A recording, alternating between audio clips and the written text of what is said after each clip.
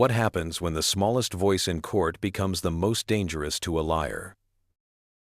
That's exactly what it felt like as I sat there, listening to a judge talk like he already knew the ending of my life. The tone, the questions, the slow pauses, every bit of it hinted that my daughter was about to be taken from me. Melissa sat across the aisle, legs crossed, chin lifted, wearing that slick smile she'd perfected over years of lying.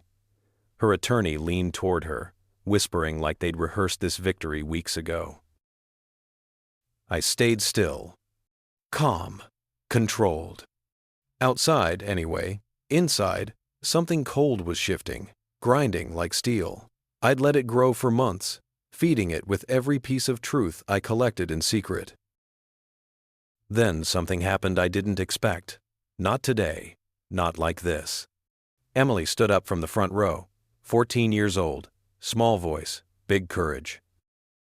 "Dad, I brought the videos, the ones showing what she does when nobody sees." Every head turned. The entire courtroom locked onto her like the floor vanished. That one sentence split Melissa's whole performance down the middle. Her smile twitched, then fell. Her attorney straightened up so fast his glasses almost slipped. What no one knew was how long I'd been drowning in suspicions that had no shape. The late-night calls she took in the hallway. The way Emily stiffened whenever Melissa's phone buzzed. Her sudden trips to clear her head, the excuses that tasted rehearsed. Still, suspicion isn't proof. Court doesn't care about your instincts. And Melissa knew that. She used it. Played innocent, played hurt, played like she deserved everything. But the truth eventually grows teeth. I found numbers scrubbed from phone bills, a hidden email, messages time-stamped at 2 or 3 a.m., a guy named Connor who existed only in whispers, then the DNA test that nearly knocked me out. Emily wasn't fully mine genetically, not in the way I believed, not in the way Melissa swore she'd never betray. That was the moment the storm inside me froze over. Not rage. Resolve. I spent weeks gathering evidence, quietly, carefully, recording, saving, storing everything in places Melissa would never think to look. But Emily, she saw more than I realized. She recorded nights I didn't know she was awake. Nights where Melissa's voice dropped low, sharp, dangerous.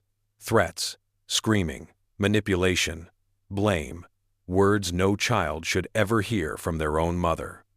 Emily hid her phone under a blanket, just enough to capture the truth.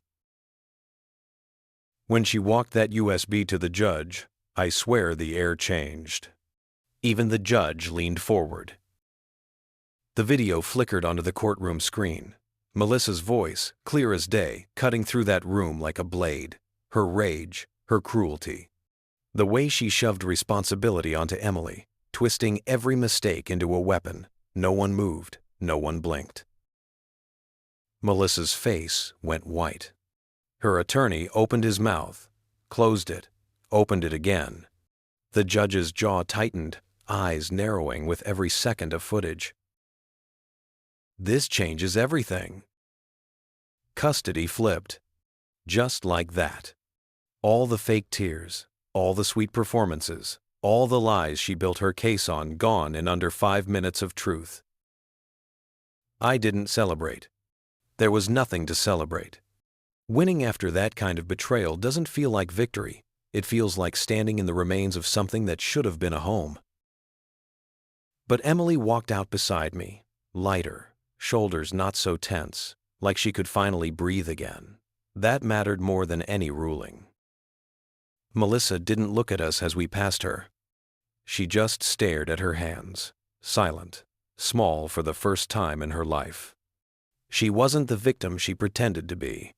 She was the one who built this disaster brick by brick. The truth didn't save me. It saved Emily. And that was enough.